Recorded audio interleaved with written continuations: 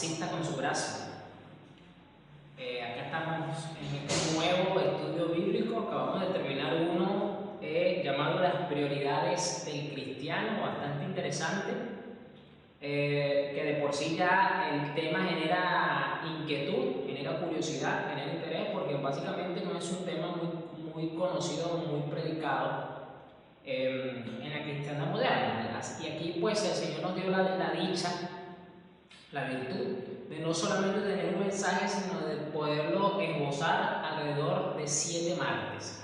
Así es. Son 7 mensajes que usted va a encontrar en nuestro canal de YouTube, en Ministerio Sembradores de Vida, donde usted va a encontrar cuáles son las prioridades del creyente y cuál es el orden en el que deben estar estas prioridades. De una vez les digo que el orden de los factores en ese mensaje sí afecta el resultado. Ahí no vale aplicar ese principio matemático que muchas veces lo aplican en muchos otros aspectos, ¿no? Ahí sí afecta el orden, y por eso es muy importante no solamente que usted conozca cuáles son esas prioridades, sino el orden en el que deben de ir cada una de ellas. Así que le invito pues a visitar nuestro canal. También las encuentran los mensajes por la página de Facebook que lleva el mismo nombre del Ministerio Sembradores de Vida, o lo puede encontrar por @sembradores_perú. Ahí va a encontrar los enlaces de todos los mensajes. Bien, hoy vamos a comenzar con un nuevo estudio bíblico que son los fundamentos del cristianismo. ¿Ok?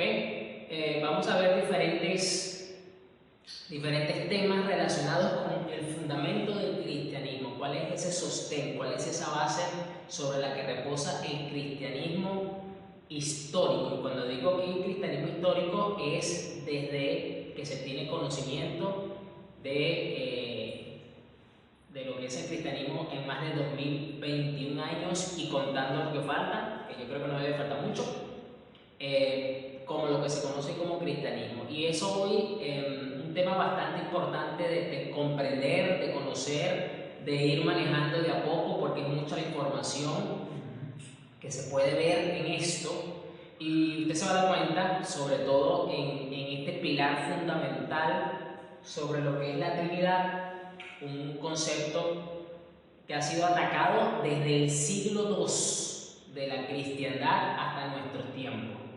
Son ataques que son como la ola del mar. Cada cierto tiempo vienen a atacar, se retiran un tiempo, baja la marea y vuelve otra vez la ola con el tiempo a atacar, y así ha estado durante estos 2000 años. Y actualmente, en estos tiempos peligrosos, en estos tiempos donde proféticamente se nos fue dicho que los últimos tiempos serán peligrosos, que muchos se apartarán de la fe, donde va a haber un incremento de la apostasía de una forma terrible, es un tiempo en donde precisamente el ataque a los fundamentos del cristianismo va a estar presente de diferentes formas, de diferentes maneras.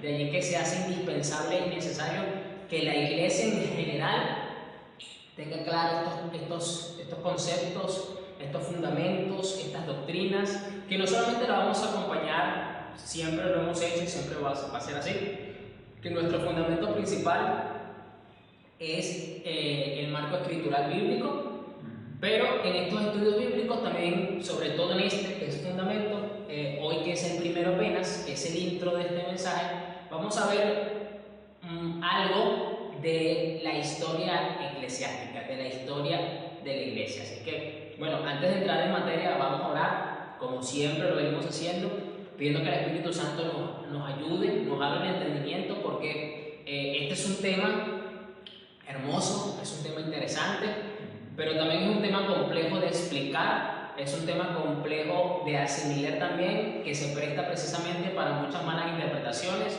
para muchos errores, para muchas otras cosas que la vamos a ir mirando a lo largo de este estudio. Entonces, con mucha más razón, nosotros que estamos en un proceso de perfeccionamiento, todo creyente va hacia la santidad, hacia la glorificación, igualmente nuestro entendimiento va en ese mismo proceso, va siendo iluminado, va siendo perfeccionado para comprender cosas que son inefables, para comprender cosas que son eternas, para tener conciencia de cosas que están por encima del plano natural. Entonces, no buscamos ser perfectos en estas cosas, sino que con toda humildad recurrimos a la fuente de nuestra sabiduría, que es nuestro Señor y nuestro Salvador, para que en su inmensa misericordia nos permita comprender estas cosas y ayudar a otros a comprenderlas. Así que bueno, adelante, Pastor Carlos. Padre, en el nombre de Jesús te damos muchísimas gracias porque una vez más nos permite sentarnos alrededor de tu mesa para degustar tu santa y bendita palabra. Espíritu Santo, guíanos a toda verdad y a toda justicia. Háblanos ahora nuestro entendimiento para que nuestros sentidos espirituales estén abiertos y atentos a esta enseñanza.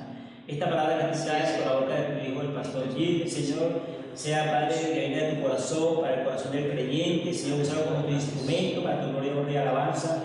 Que nuestros corazones estén como buena tierra para que siembren la preciosa semilla de tu palabra. Que esta mensaje sea de edificación del cuerpo de Cristo. Danos el entendimiento y la inteligencia, sabiduría suficientes y necesarias para recibir esta enseñanza y ponerla por obra, Señor. Es un fundamento de tu iglesia, un fundamento de tu palabra, por lo cual estamos muy atentos. ¿Cómo vas a hacer, Señor, para mostrarnos estos principios eternos, Señor? Le damos toda la gloria, honra y alabanza en el precioso nombre de Jesús. Amén y amén. Bien, estos son, como ya lo acabo de afirmar hace un momento, son fundamentos del cristianismo. Así que esta es una serie especial de estudios bíblicos, porque si bien es cierto que vamos a tocar temas básicos y fundamentales de la fe cristiana, pues vamos a tocar otros que a lo mejor no se hablan, no se mencionan hoy día, y le vamos a seguir dando, y va a ser una serie interesante que va a servir de mucha edificación para todo tipo de creyentes, no solamente para los nuevos creyentes que no conozcan esta información o no la tengan clara, sino también para hermanos un poco más maduros en la fe, para refrescar, para comprender, porque siempre hay algo nuevo que se nos puede añadir, o sea, siempre hay algo. Ni que tú, pues algo así. Sí, y más sobre este tema que genera bastante intriga, ¿ok? Bien, el concepto de la Trinidad solamente lo voy a decir para establecer las bases, porque hoy vamos a ver mucho de lo que es la parte histórica y la importancia que tiene el tomar el argumento histórico en la defensa de alguna doctrina cristiana. Como ya lo dije, si bien es cierto, y siempre va a ser así, nuestro fundamento principal y sólido siempre va a ser la santa y bendita palabra de Dios, así como Dios se revela a sí mismo lo vamos a conocer y lo debemos de entender. Pero ¿qué ocurre con el argumento histórico? Que el argumento histórico nos permite a los cristianos actuales, los que somos los representantes de la Iglesia del Señor actualmente, el ayudarnos a comprender las verdades doctrinales, mirando en cómo las generaciones pasadas las entendieron, las vivieron, las predicaron, las enseñaron y las defendieron.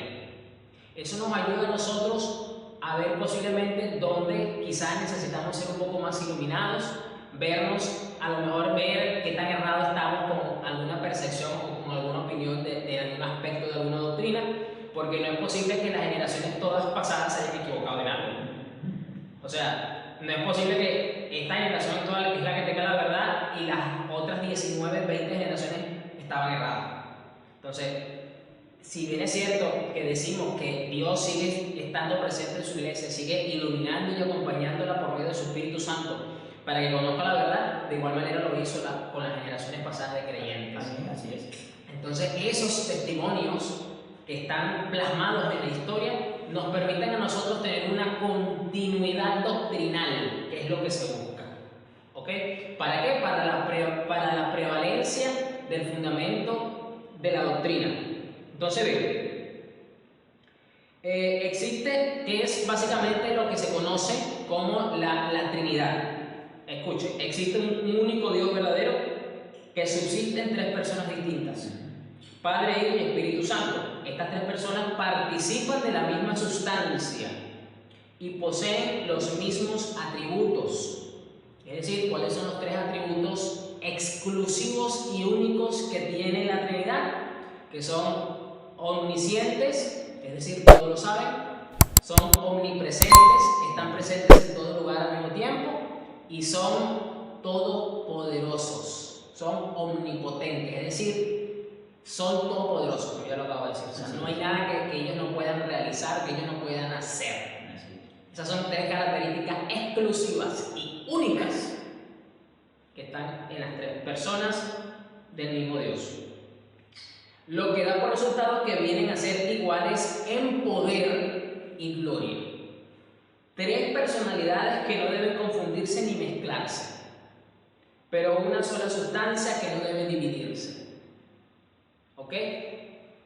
Entonces, eso es básicamente lo que la Iglesia ha creído como dogma. Aquí voy a que el Señor me dé la sabiduría y la sencillez para que usted pueda ir comprendiendo estos términos que a lo mejor no son tan conocidos hoy día por muchos sectores, por muchos círculos, a lo mejor no son términos que se aplican mucho desde los púlpitos y por eso a usted le van a resultar familiares, pero son importantes que usted los conozca y usted se va a dar cuenta a la medida que usted vaya escuchando las definiciones y las relaciones que tienen, lo importante que es conocer estos términos.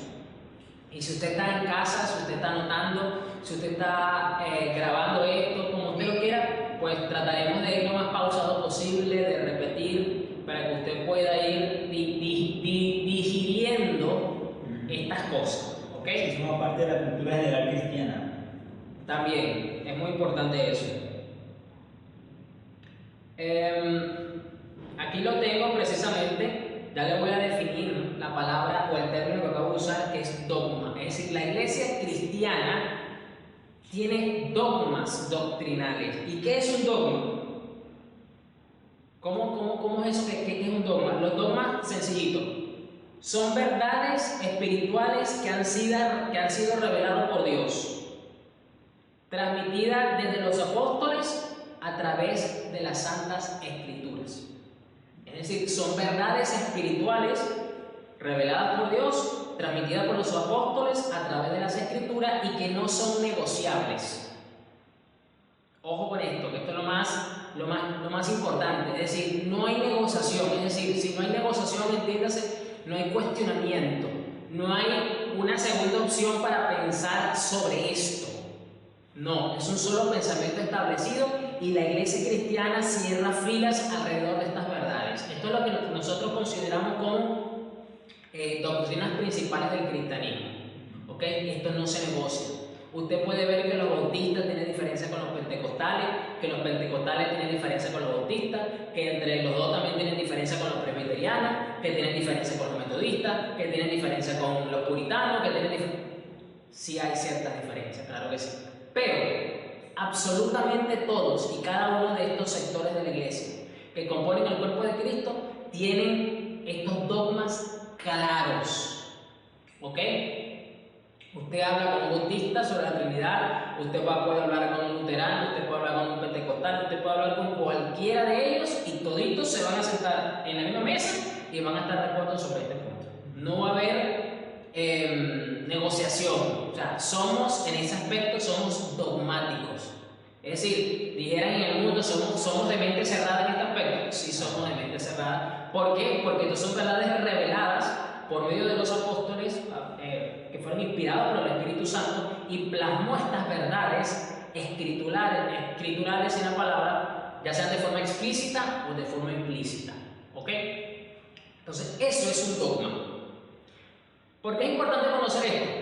Porque viene una palabra que es contraria o que es el némesis o es lo contrario al dogma dentro del cristianismo, que a lo mejor usted lo ha escuchado por ahí, a lo mejor usted lo ha leído o a lo mejor usted eso le sonó en la cabeza, pero usted como que lo dejó hasta ahí porque usted dijo, no, yo como que para allá, para esa profundidad no me voy a meter porque no entiendo mucho y a lo mejor sí, que es la palabra, la tengo por acá, que es la palabra herejía.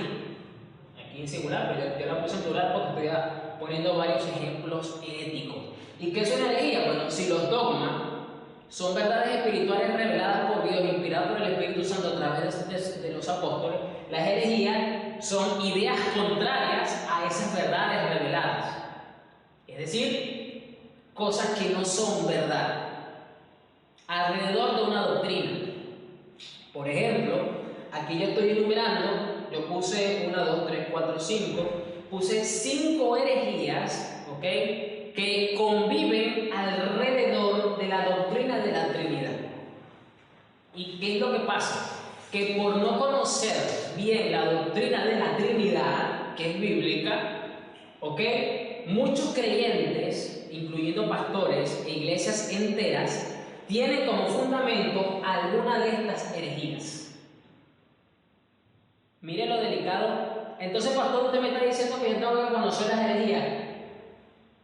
Sí, pero con el condicionamiento de que conozcas primero cuál es la doctrina correcta. Porque si tú no conoces la doctrina correcta y empiezas a estudiar estas cosas, tú vas a creer que esto es una verdad espiritual. Tú vas a creer que esto es un dogma. Y no es un dogma, es una herejía. Claro, por eso lo que quería encontrar. Adelante. Generalmente hay que conocer primero es la verdad. Correcto. Pongo un ejemplo de la era bancaria. A los cajeros, a las personas que manejan dinero, le enseñan primero cuál es el billete verdadero. Si todas las características y cuál es el billete verdadero, de modo tal que lo sepan de tal manera que cuando ven un billete falso lo detecten inmediatamente. Pero no es que se va a poner a conocer un billete falso, no, va a conocer primero el verdadero, con todas sus cualidades, está bien entrenado y cuando llega un billete falso lo detecta casi que inmediatamente.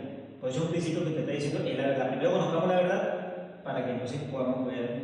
Es decir, los creyentes deben de conocer el error, el engaño y el pecado para no caer en eso, para mantenerse lejos, pero no dedicar el tiempo a esas cosas. No sé si me estoy explicando. Debemos dedicar el tiempo a conocer lo verdadero, a conocer lo que es real, lo que tiene fundamento, lo que tiene vida eterna, lo que nos llena del cielo, que en este caso son las doctrinas bíblicas. ¿Okay? Entonces, esto lo vamos a desarrollar luego, pero solo lo estoy mencionando como parte de este primer video introductorio. Entonces, vamos a ver dentro de las herejías alrededor de la doctrina de la Trinidad. Vamos a ver lo que es el triteísmo, lo que es el docetismo, lo que es el arianismo, lo que es el modalismo y lo que es el unicitarismo. ¿Okay? Estas son 5 doctrinas que han sido refutadas a lo largo de la historia de la iglesia, ¿okay? Por las diferentes generaciones. Lo que pasa es que si no se conoce bien ni siquiera esto, el peligro es que muchos pueden caer en alguna de estas posturas y no lo saben. Como ya me pasó en una conversación pasada con una persona que pretendía refutar la doctrina de la Trinidad presentándome un triteísmo y luego un arrianismo. Yo le dije, me vas a disculpar, pero lo que tú me estás definiendo como Trinidad no es Trinidad, eso es triteísmo. Y luego cuando se vio que no manejaba bien, entonces presentó otra postura doctrinal que sin darse cuenta tampoco era el arrianismo. ¿Por qué le ocurrió eso a esta persona que dice que es creyente de años, que ha pasado por varias iglesias? Primero, por ser un cristiano inmaduro en la fe. Y segundo, por no tener la determinación para fundamentarse y profundizar en las verdades del cristianismo. Y lamentablemente está siendo víctima de posturas doctrinales heréticas que han sido a lo largo de la historia refutadas por las generaciones pasadas y que estas generaciones pasadas dejaron un precedente. Y por eso que hoy día, a pesar de que esas generaciones no tenían la tecnología que tenemos nosotros, dejaron en su momento una forma de anunciar a las generaciones siguientes porque se tomó la determinación de que no eran posturas correctas doctrinalmente para que los cristianos lo conociesen y se guardasen de estas cosas. El problema hoy día es que hay mucha ignorancia bíblica, ¿okay? Empezando por ahí. Cuanto más ignorancia histórica. Es decir, si no escudriñan la Biblia, hoy día usted la tiene en el teléfono, usted la tiene en la tablet, usted la tiene en el televisor, usted la tiene en la computadora, usted puede tener hoy día la Biblia donde usted le dé la gana, usted puede salir a una tienda cristiana y se puede comprar la cantidad de Biblias de estudio que usted quiera. O sea, hay libros teológicos muy interesantes a nivel de herramienta, de ayuda para que usted pueda conocer el texto bíblico. ¿Cómo no lo va a hacer con la historia? Si ignora estas facilidades que tenemos hoy día. Pero, por eso le dije que vamos a ver un poco de historia. ¿Por qué? Porque en este punto, y eso que solamente quise traer 4, porque aquí tengo 2 en 1, quise traer solamente 4 argumentos históricos, o mejor dicho, 4 testimonios en la historia de la iglesia, que es como mejor debemos tomar esto, que nos ayudan a entender y a comprender el dogma de la Trinidad dentro del cristianismo naciente. Y quiero comenzar ubicándonos en el siglo II de la cristiandad. Es decir, muere el último de los apóstoles, que muere por causas naturales, que fue el apóstol Juan. ¿Ok?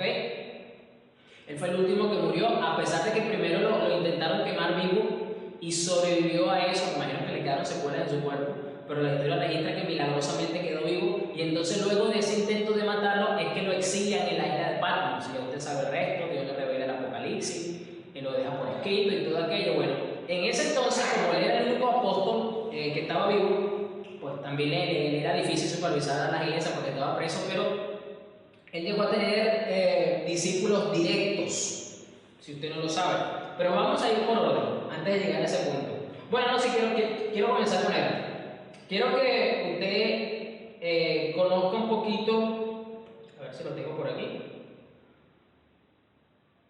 a Policarpo de Esmirna. Usted dirá, ay, pastor, ese término me suena, el de Esmirna. Sí, yo sé que a usted le va a sonar el de Esmirna, porque precisamente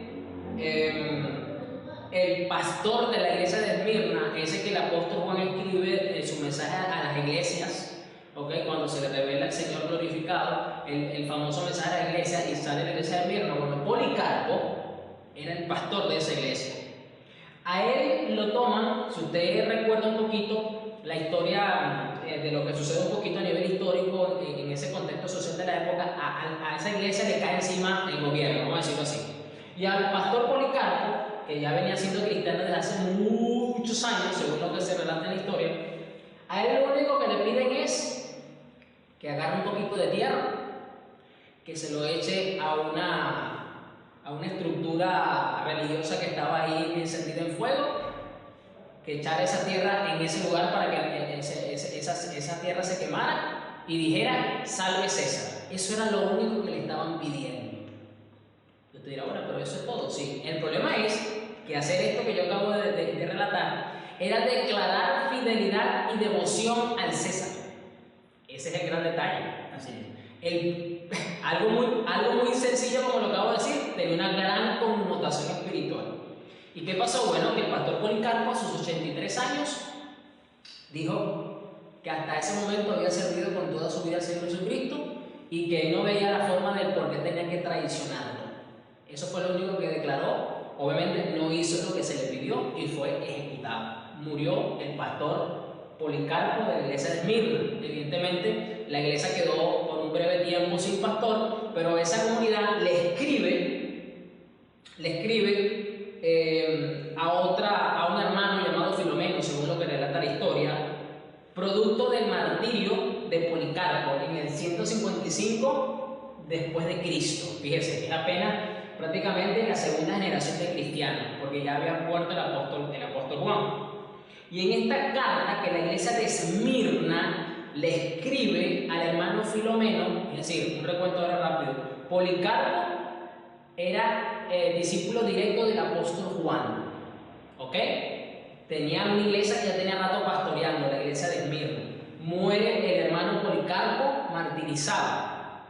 La iglesia de Esmirna le escribe luego una carta al hermano Filomeno, ¿ok?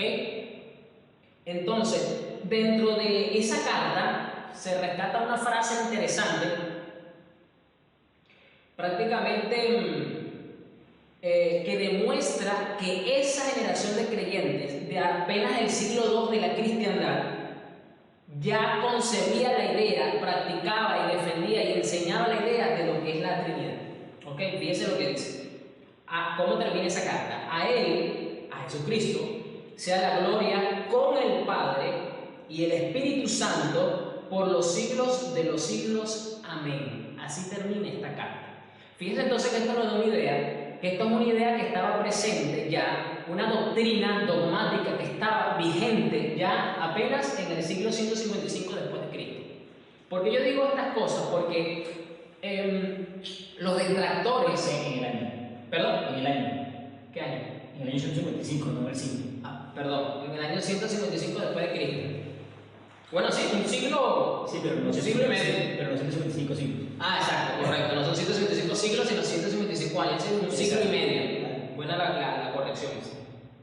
Porque yo quiero comenzar con la parte histórica también, porque los detractores de la doctrina de la Trinidad dentro de los argumentos que siempre dicen para atacar esta doctrina, es que ellos alegan que esto es un invento del catolicismo romano, ¿ok? Debido a que, bueno, ya usted sabe que el catolicismo romano es un sincretismo de religiones y de cultos falsos mezclado con el cristianismo, y entonces de ahí sale el catolicismo romano, y que entonces introducen la idea del Olimpo griego, de la cultura griega, mezclado con la fe cristiana, y sale el Olimpo cristiano, como le dicen, para que usted sepa de alguna forma, llamado Trinidad. ¿Ok? Esto se dio supuestamente con Constantino en el siglo tercero, entrando el siglo cuarto. ¿Y por qué yo pongo aquí la fecha entonces? Para que nos demos cuenta que aquí Constantino ni siquiera había nacido todavía.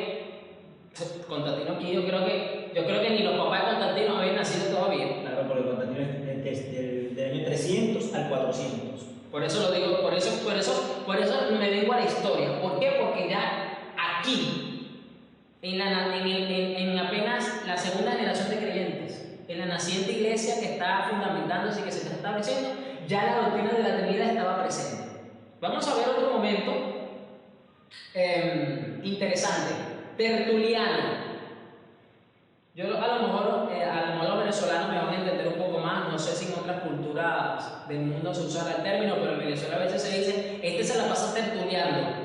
Esta no es una tertulia. Tertulia. Si usted no sabe dónde viene de Tertuliano, ¿ok? Fue un hombre, un filósofo, un orador que se convierte al cristianismo en este periodo de tiempo, entre el 160 y el 220 después de Cristo, y Dios usa esa misma habilidad para comunicar, para hablar, para expresarse, para tertuliar. Estaba en una tertulia con tal persona.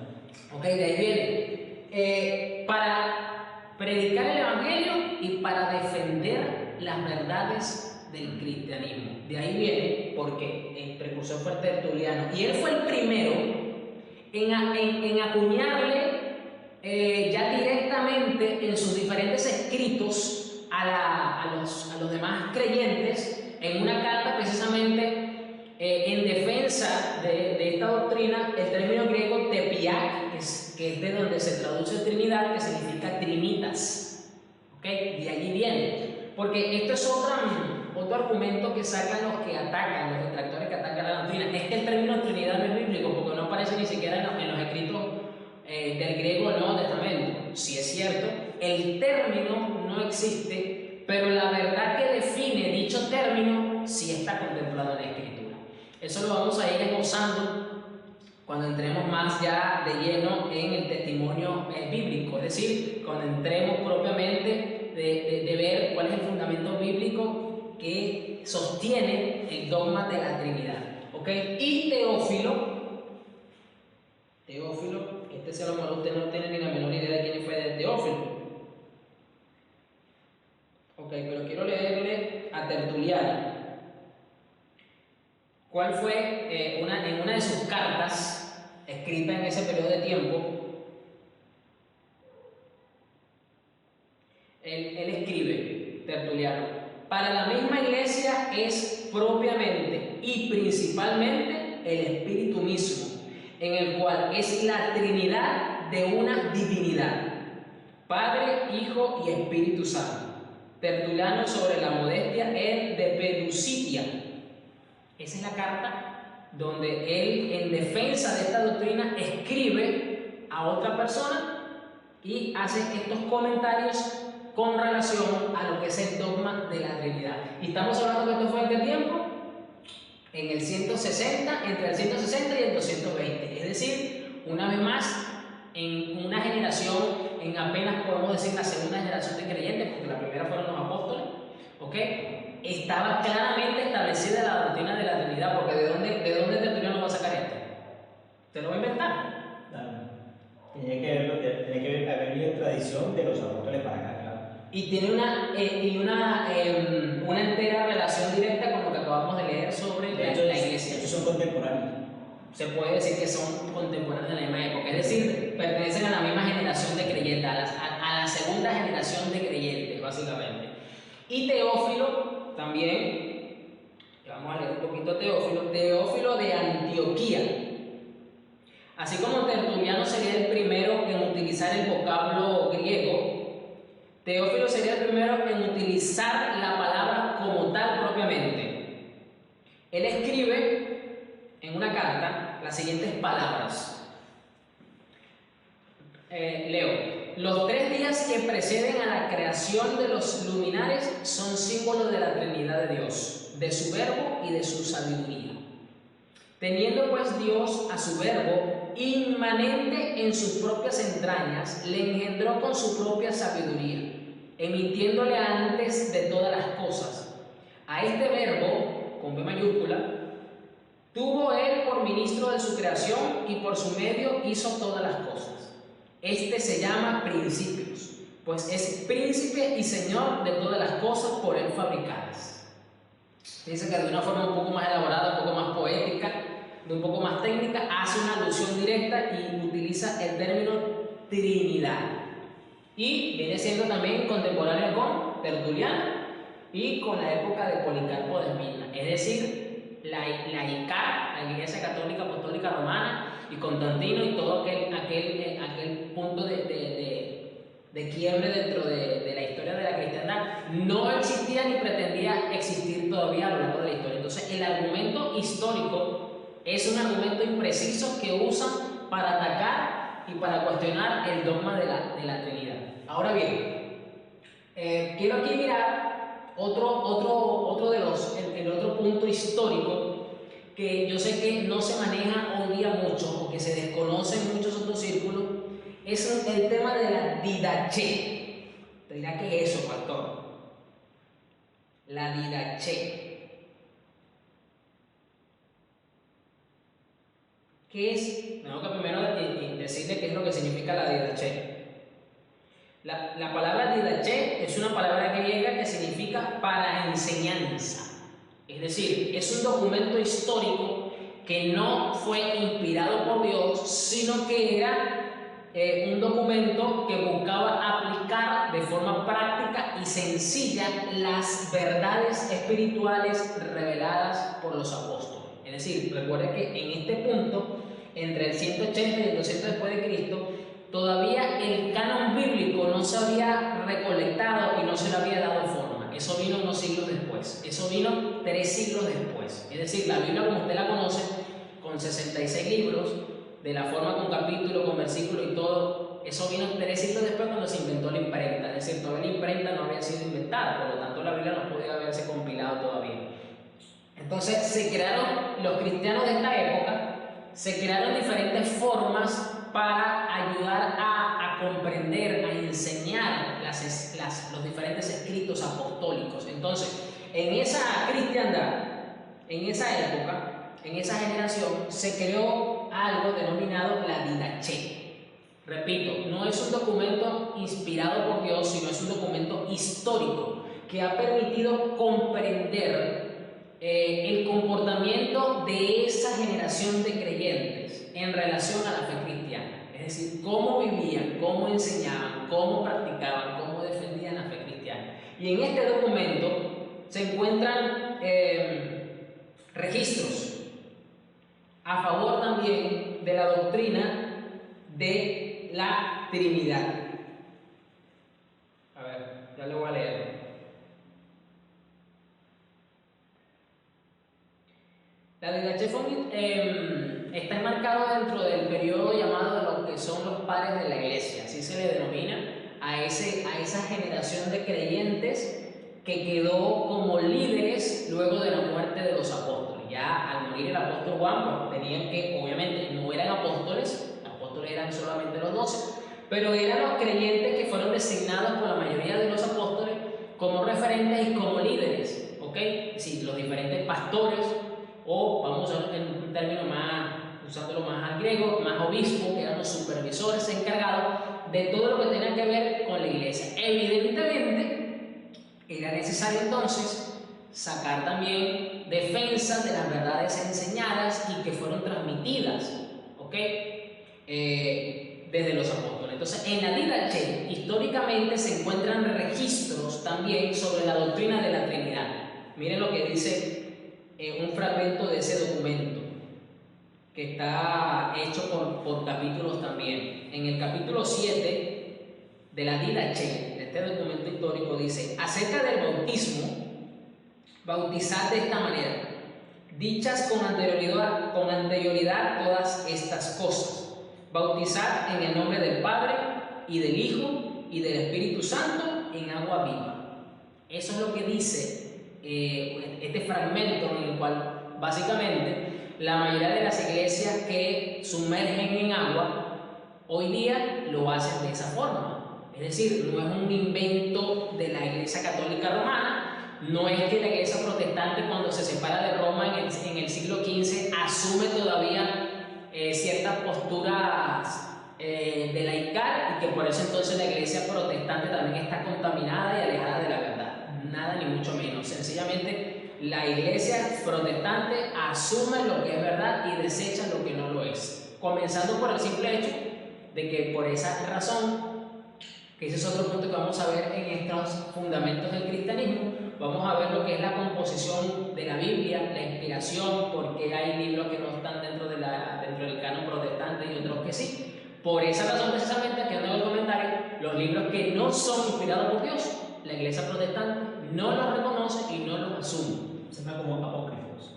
También, eso es otro término que lo vamos a ver cuando veamos ese otro capítulo de los fundamentos del Evangelio. Entonces, fíjense cómo acá en este documento histórico llamado la Didache encontramos una referencia, una mención directa a un hecho, a un sacramento como es el bautismo en aguas, y de la forma en que debía hacerse, porque aquellos simplemente no son lo que están citando en el capítulo 7 de este documento histórico, lo que usted y yo encontramos en la Biblia. Así es. Todas las iglesias cristianas bautizan en el nombre del Padre, del Hijo y del Espíritu Santo. Eso no fue un invento de Roma. Eso no fue algo que la iglesia protestante se dejó colar cuando se separó del romanismo católico, ni mucho menos. Es un fundamento bíblico. Es algo que está en la doctrina y que reconocemos entonces la doctrina de la Trinidad. Bien, entonces, básicamente, pudiese darle muchos otros argumentos históricos, y le quiero dar uno último para no dejarlo pasar, que es muy interesante, porque este hermano básicamente se le reconoce como el padre de la apologética. ¿Por qué se le reconoce como el padre de la apologética? Porque fue un creyente, digámoslo así, que fue usado mucho por Dios para defender al cristianismo, defender la fe, defender las verdades que usted y yo hoy tenemos de una gran cantidad de ataques intelectuales, políticos, militares, que se estaban levantando en su época. Y estoy hablando de Ireneo de Lyon, o Ireneo de Lyon. Él sacó un libro, porque esa era la forma en la que anteriormente se podía comunicar mensajes, escribiendo, llamado Contra las herejías. Mire cómo se llama este libro. Y él en este libro pues expresa con claridad la fe trinitaria que había recibido y que es fundamento del cristianismo. Repito, esto fue en el año 210 después de Cristo. Otra vez no estaba presente por ningún lado, ni siquiera Constantino ni siquiera había nacido. Entonces quiero dejar claro entonces que este argumento contrario que siempre sacan es impreciso, porque no dan los números, no es coherente. Él escribió en este libro, que usted lo puede encontrar por PDF, ¿ok? En Google, lo puede encontrar gratis. Ahora, si a usted le cuesta mucho adaptarse a la lectura digital, pues le va a costar un poquito más encontrarlo en físico, pero en digital sí se encuentra. Él dice esto en el capítulo 4, párrafo 20 de su libro, Contra las herejías. Dice que el Verbo, o sea, el Hijo, ha estado siempre con el Padre, de múltiples maneras lo hemos demostrado, y que también su sabiduría, o sea, el Espíritu, estaba con él antes de la creación. Ireneo de Lyon, Contra las herejías, en su libro. Entonces, fíjense cómo vemos al hermano Ireneo haciendo una declaración en su libro a favor de la doctrina de la Trinidad. Entonces, estos son argumentos históricos que nos demuestran que el dogma, ahora sí voy a recapitular el significado de la doctrina de la Trinidad, un único Dios verdadero que subsiste en tres personas distintas, Padre, Hijo y Espíritu Santo, y estas tres personas participan de la misma sustancia y poseen los mismos atributos, lo que da por resultado que vienen a ser iguales en poder y gloria.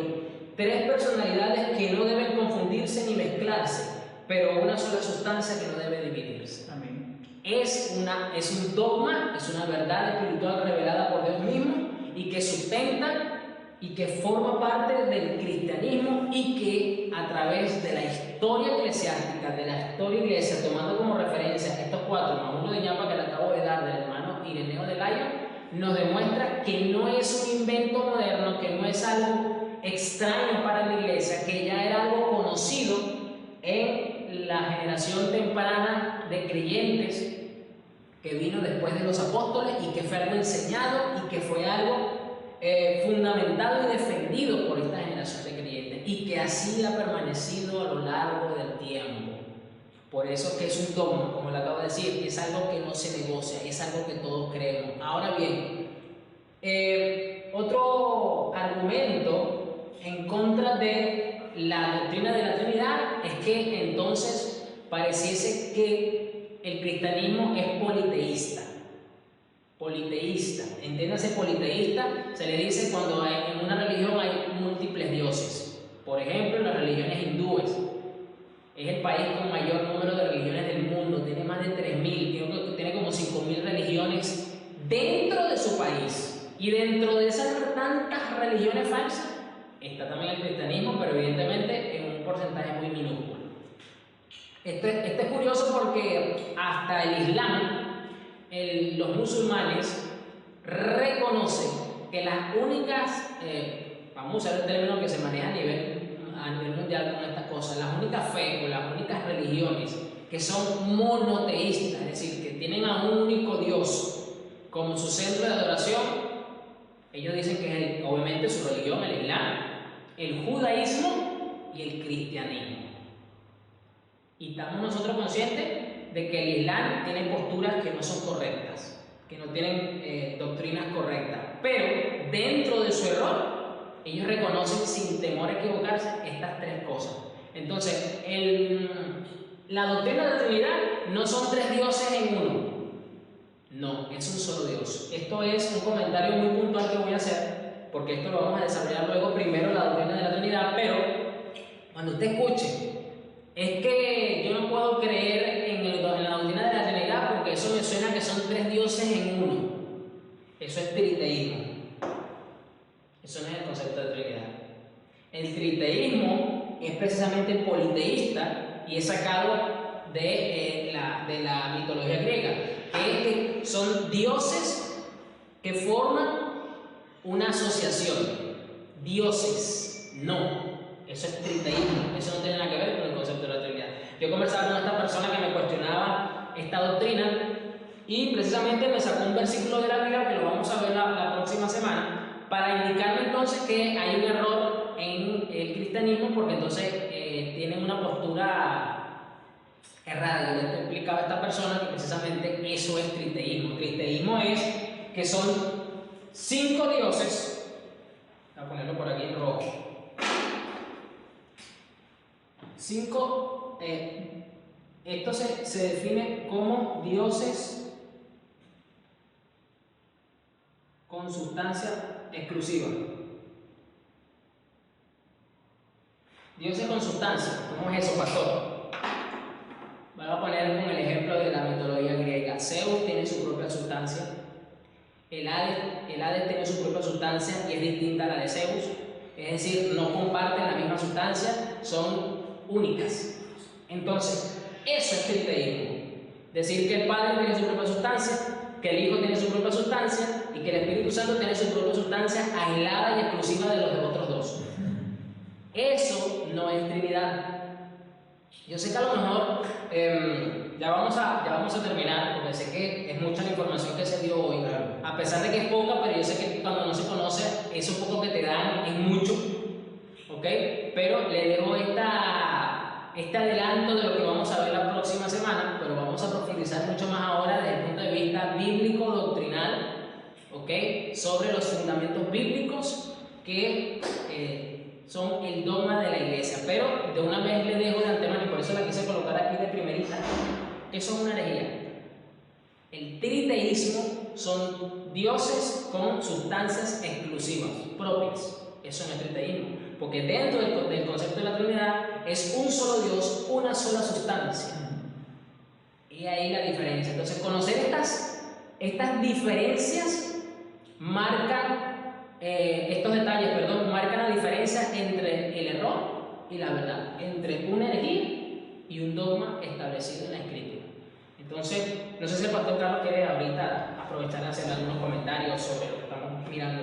Lo que es interesante es el conocimiento de la Trinidad, porque de alguna forma comprendemos un poco mejor la naturaleza, es decir, de un solo Dios, es decir, con una misma sustancia, pero cada uno de los tres componentes de la Trinidad, que es el Padre, el Hijo y el Espíritu Santo, tiene unas cualidades que conocerlas nos amplía el criterio sobre en qué momento opera el Padre, en qué momento opera Jesús y en qué momento opera el Espíritu Santo. O sea, que nos aporta cada uno de nosotros, a nosotros como creyentes, a la iglesia, al cuerpo de Cristo. O sea, conocer la doctrina de la Trinidad es muy importante para el creyente. O sea, que este estudio viene a dilucidar criterios fundamentales para nosotros, para defender nuestra fe ante cualquier persona, incluso hasta otros creyentes que tienen una de este tipo de herejías y creen que están en lo correcto y están errados.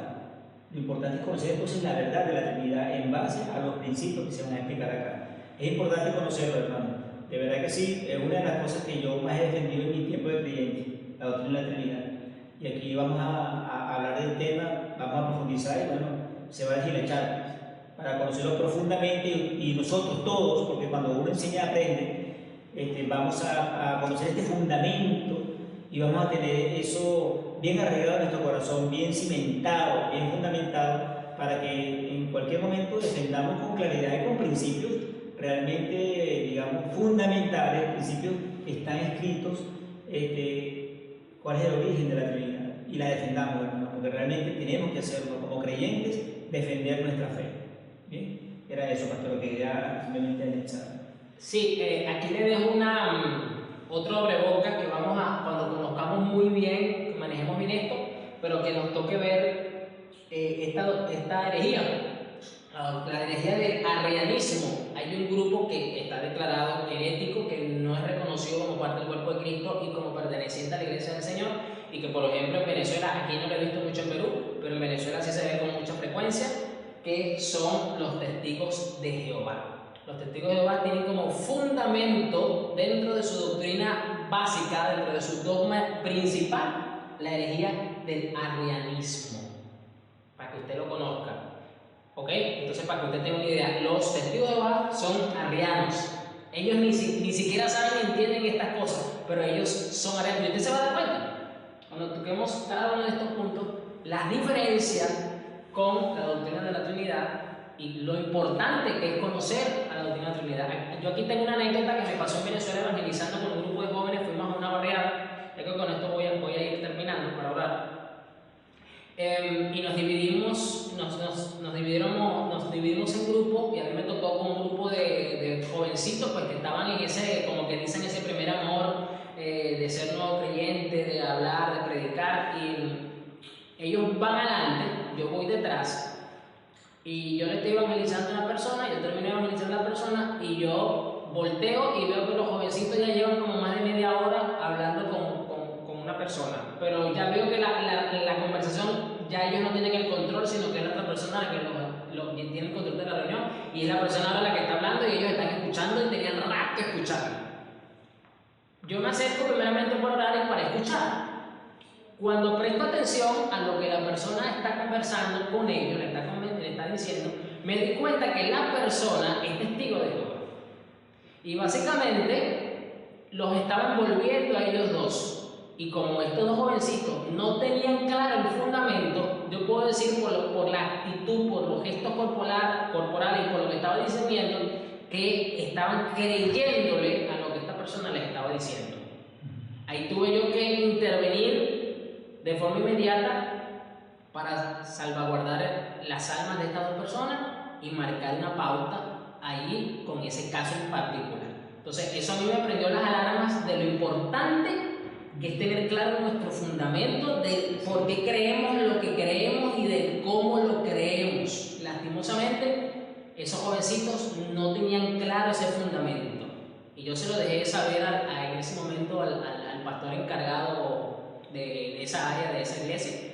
No sé si habrá tomado cartas en el asunto, pero yo cumplí en mi responsabilidad de alertar a la iglesia del Señor sobre estos casos que son delicados, que no son cualquier cosa. Entonces, este tipo de personas tienen como herejía, tienen como fundamento una herejía, y es el arrianismo. Ya usted va a entender de qué trata toda esta cosa. Si esto a usted le está generando curiosidad, le da intriga, le está abriendo la gana de saber más, que bueno, le doy la gloria a Dios por eso, porque ese es el propósito, que usted tenga el interés ahora de conocer mucho más sobre este tema. Claro, es un momento como para también que busque la información, que se documente, para que cuando se dé la enseñanza, la universidad, porque si usted tiene un análisis previo, que usted busca como información, cuando se dé la información acá en el estudio, la persona lo va a recibir mejor y va a aclarar cualquier duda.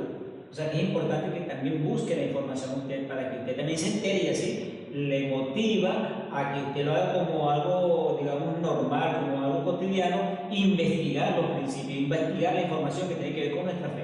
Usted tiene que leer, tenemos que cultivarnos, hermanos, tenemos que educarnos en la fe, tenemos que aprender, tenemos que estudiar, tenemos que escudriñar. O sea, no podemos quedar solamente con el conocimiento simplemente que adquirimos porque vamos el día del servicio a la iglesia y eso es lo que tenemos como información. No, que tiene que conocer la palabra, hay que conocer los fundamentos. Hay mucha información que debemos manejar nosotros desde el principio fundamento, y ojalá que esto le motive, como dice el pastor, a que usted busque y se entere y usted aprenda. A mí me gusta aprender, pastor.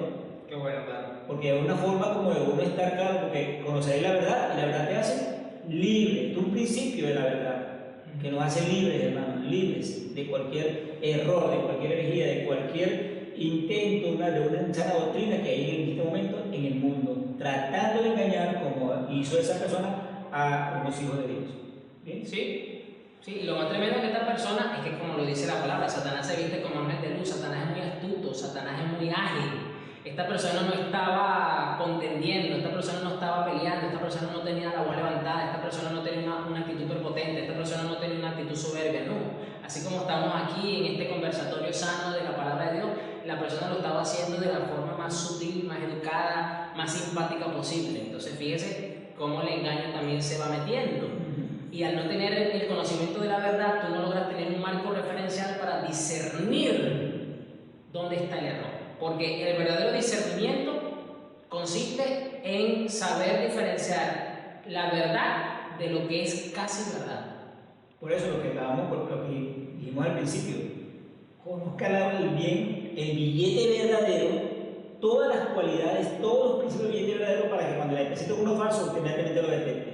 Pues si usted no conoce la verdad, entonces le presentan cualquier mentira y usted piensa que sea verdad. Porque una mentira dicha muchas veces, mucha gente lo cree como una verdad. Es que este es el asunto, que Satanás conoce la Biblia. Satanás sabe Biblia. Más que muchos creyentes. Lastimosamente lo que acaba de decir Pastor Carlos es una triste realidad. Más que muchos creyentes. Y precisamente como él sabe la Escritura, entonces él arma su treta hasta con la misma Biblia. Hasta con la misma Biblia. Entonces es allí donde uno tiene que tener un buen fundamento para lograr discernir dónde está la verdad y dónde está el error, para nosotros entonces estar bien fundamentados alrededor de todas estas hermosa verdad espiritual revelada en las Escrituras, defendida, creída y enseñada por las generaciones antiguas que nos precedieron a nosotros y las que vinieron luego. Entonces, bueno, vamos a orar. Yo me contento de que hayamos llegado a este punto. Yo le dije que vamos a mirar un poco de historia, que vamos a mirar mucho este argumento, que vamos a ir conociendo otros términos como lo que es un dogma, lo que es una herejía, para que usted se vaya familiarizando con esto, que esto no tiene nada que ver con ser muy académico, con ser muy intelectual, que esto no tiene nada que ver con institutos teológicos, con seminarios bíblicos, porque siempre se tiende a ver este tipo de enseñanza a ese nivel. Pero en estas generaciones de creyentes no existían seminarios teológicos, no existían institutos bíblicos, y estos cristianos creían, enseñaban y defendían lo que habían recibido, la verdad revelada a través de los apóstoles. y no tenían el canon bíblico compilado como lo tenemos tú y yo, porque la imprenta se creó en el siglo XV, que fue cuando entonces se crea el canon bíblico y se esparce en el mundo. Entonces, esto no tiene nada que ver con de esta forma. Estos son verdades, son cosas fundamentos del cristianismo. Así es. Fundamento. O sea, si a usted le pareció esto como muy técnico, muy académico, muy como que de otro nivel suyo, pídale a Dios sabiduría para que usted pueda comprender estas cosas, porque esto es fundamento. Esto no es ni siquiera algo del otro mundo. Esto no es el penthouse del edificio. Esto es el sótano y la mezanina del edificio. Imagínese usted. Es decir, al usted edificar un edificio, tiene que ser los cimientos, tiene que ser los huecos de las bases. Si no hace eso, el edificio se va a caer. Entonces, es eso. No cree usted que esto es el penthouse. No. Usted no está en el penthouse en esto. Usted está conociendo mejor el sótano, la mezanina y la planta baja. Los fundamentos, la columna de lo que usted cree. Así que bueno, vamos a orar. Pastor Carlos, despídanos. Sí, amén. Padre, muchas gracias, Señor, por permitirnos entrar en este tema tan hermoso que son los fundamentos, Señor, de la palabra, de principios eternos de tu santa y bendita palabra. Yo te pido, Señor, que cada uno de los que estemos conectados en el vivo o que en algún momento podamos ver este video, en algún momento recibamos la enseñanza que quieres darnos. Espíritu Santo, alumbra nuestro entendimiento, los ojos espirituales, para que nosotros entendamos esta palabra. Te pedimos sabiduría, Señor, sabiduría y entendimiento para recibir estos fundamentos, tenerlos en nuestro corazón, atesorarlos para de modo que defendamos nuestra fe cuando sea necesario y que caminemos en esa verdad. Conocemos la verdad y la verdad nos hace libres, somos libres, Señor, de que haya algún error. Queremos caminar siempre contigo, Señor, de tu mano, con los principios eternos y enseñarlos a otros con el mismo principio de una forma sencilla, de una forma que pueda entenderse a cualquier persona, porque el Evangelio es vida. Y si tú lo trajiste, Jesús, de una forma tan hermosa que lo mostraste hasta con ejemplos agrícolas, con ejemplos de vida diaria, para poder entenderlo. Así que tenemos que enseñar nosotros, y así lo podemos aprender y lo podemos vivir, Señor. Muéstranos, Señor, estas verdades de esa forma, que la podamos recibir con gozo y con alegría, que disfrutemos esta enseñanza, porque es como comerse un delicioso manjar, un banquete rico, muy rico, que es tu palabra, Señor. Te bendecimos, te damos gracias, bendecimos a cada hermano y hermana conectado, que sea de edificación, te damos gracias, Señor, porque tú eres bueno y maravilloso. En el nombre de Jesús, amén y amén. Gracias. Bueno, Dios me lo bendiga y nos vemos el próximo martes. Bendiciones.